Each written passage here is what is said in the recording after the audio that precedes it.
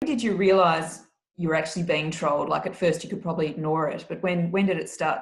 When did you get that? No, immediately. I mean, I didn't really know what that was, what trolling was, but I knew I was in the middle of this big cyber hate event because it was a tsunami, and you know, the notifications on my phone were just like absolutely bonkers.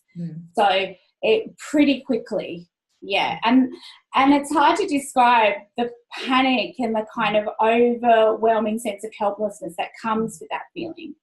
And you know, there's an idea that it's virtual, so it doesn't matter, and it's kind of in this fairyland somewhere. But actually, when you're being trolled and you're getting a storm of cyber hate like that, it's almost worse than somebody abusing you in the supermarket or something, because it's omnipresent. So it's in your bedroom, it's in your lounge room, it's following you around on all your devices.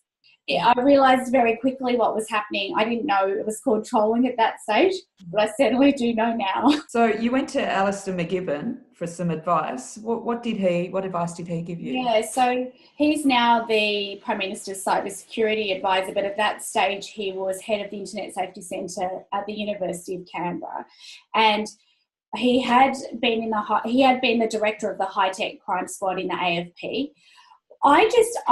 The journalist took over, and I thought, I need somebody to help me. I need someone who knows what this is, and it's not me, and it's certainly not anyone at the ABC.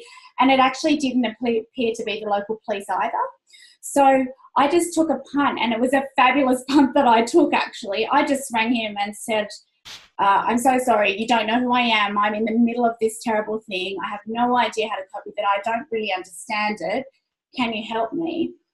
Look, he spent a long time on the phone with me. He met me a number of times and was very generous.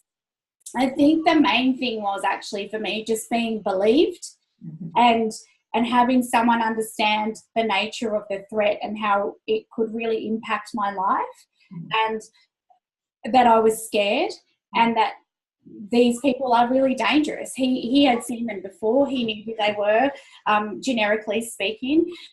He gave me a lot of great advice, especially when I started reporting on it.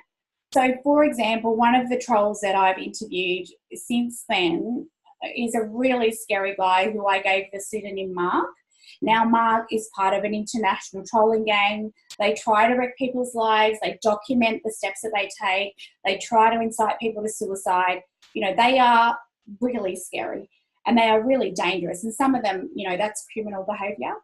And so Alistair gave me advice about how to negotiate that.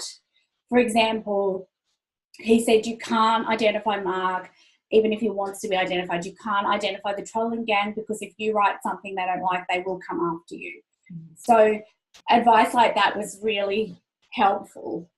But mainly I think it was just understanding and seeing where I was coming from. You know, I think as humans we need that sometimes. You need someone just to say, yes, I understand this. Is he finding that's a common thing, that people aren't being believed? Did he say that was happening? He didn't say that, but that is 100% my research. You know, he has said to me that we've got a long way to go as a society, including law enforcement, to get across this.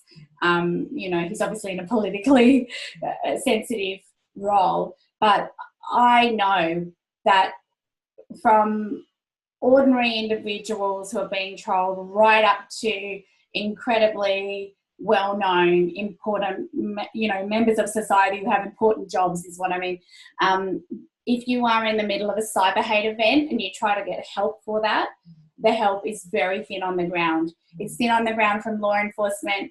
It's thin on the ground from social media companies. It's thin on the ground from workplaces. So, you know, most people that find themselves in that situation, I suppose very much like me, they find themselves alone. You know.